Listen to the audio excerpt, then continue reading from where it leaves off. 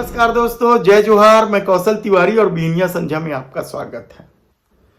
जंगल राज की ओर बढ़ रहे छत्तीसगढ़ को लेकर मुख्यमंत्री विष्णुदेव साय ने जब कलेक्टर और एसपी का कॉन्फ्रेंस लिया, उसे लेकर अब कई तरह के सवाल उठने लगे। हालांकि 2 दिन तक चले इस कॉन्फ्रेंस में विष्णुदेव साय ने कलेक्टर और एसपी को हड़काने में कोई कसर बाकी नहीं रखा।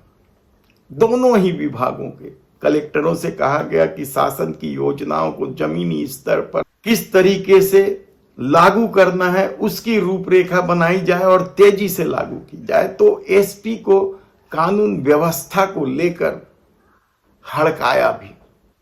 उन्होंने तो यहां तक स्वीकार किया कि हाल की कुछ घटनाओं की वजह से छत्तीसगढ़ की राजधानी रायपुर की छवि भी धूमिल हुई है।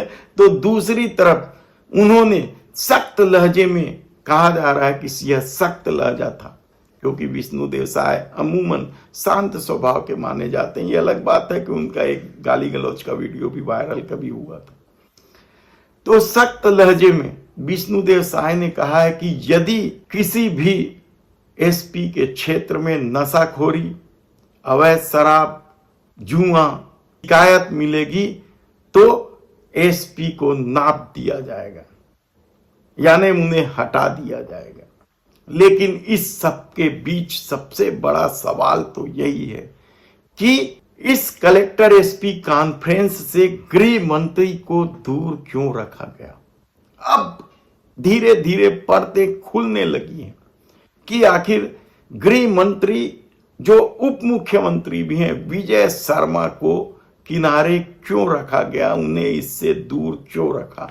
अकेले मुख्यमंत्री ने कलेक्टर एसपी कॉन्फ्रेंस ली है और इसे लेकर कांग्रेस के प्रदेशाध्यक्ष दीपक बैज ने भी आरोप लगाया है और सवाल कई तरह के उठाए हैं कांग्रेस ने इस मामले को लेकर। और जब हमारी टीम ने इस मामले में खोजबीन की कि आखिर क्या वजह हो सकती है कि एसपी कलेक्टर कॉन्फ्रेंस से गृह मंत्री को दूर रखा गया, जबकि वे राजधानी में ही थे, छत्तीसगढ़ में ही थे। उसके बाद भी आखिर विजय शर्मा की मौजूदगी इस बैठक में क्यों नहीं रही। क्या इसकी सबसे बड़ी वजह अफसरों का विजय शर्मा से नाराजगी या विजय शर्मा की अफसरों से नाराजगी। इस बारे में जब हमारी टीम ने पूरे मामले की तहकीकात की तो जो मामले सामने आए वे बेहद चौंकाने वाले। दरअसल विजय शर्मा की भूमिका को लेकर ही पार्टी में असंतोष है। हालांकि जब वे भारतीय जनता पार्टी के कार्यालय में पहुंचते हैं, बैठते हैं, लोगों की समस्याएं सुनने तो भीड़ जाती है, लेकिन कहा जा रहा है कि समस्याएं दूर नहीं हो रही है। अफसरों का और पुलिस वालों का अपना खेल है और इससे भी विजय शर्मा नाराज है।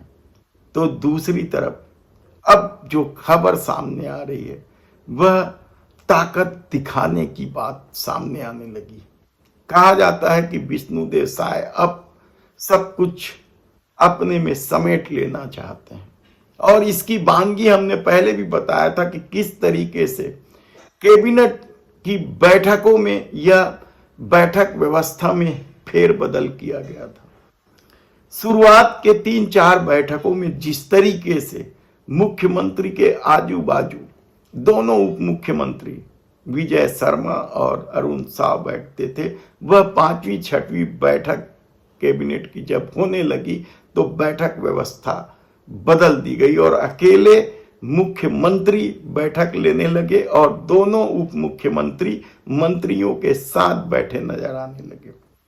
हमने तब भी बताया था कि यह खेल किसने किया है कि खुद विष्णुदेव साय ने यह बैठक व्यवस्था की है। इसका पता लगाना आसान नहीं है, लेकिन अब कलेक्टर एसपी कॉन्फ्रेंस को लेकर जो खबरें आ रही हैं उसके मुताबिक विजय शर्मा को इससे दूर इसलिए रखा गया क्योंकि शासन प्रशासन में मुख्यमंत्री अपनी धमक दिखाना चाहते हैं।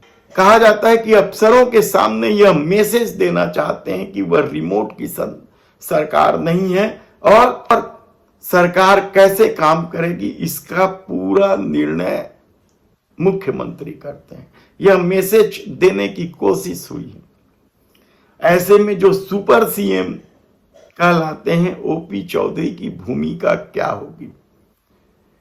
क्या पार्टी के भीतर विवाद बढ़ने लगा है?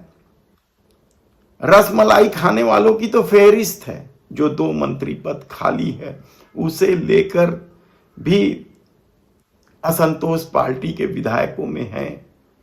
तो निगम मंडल आयोग की नियुक्ति को लेकर भी पार्टी में असंतोष बढ़ता जा रहा है, लेकिन नगरीय निकाय चुनाव और पंचायत चुनाव तक इसे रोक दिया गया है।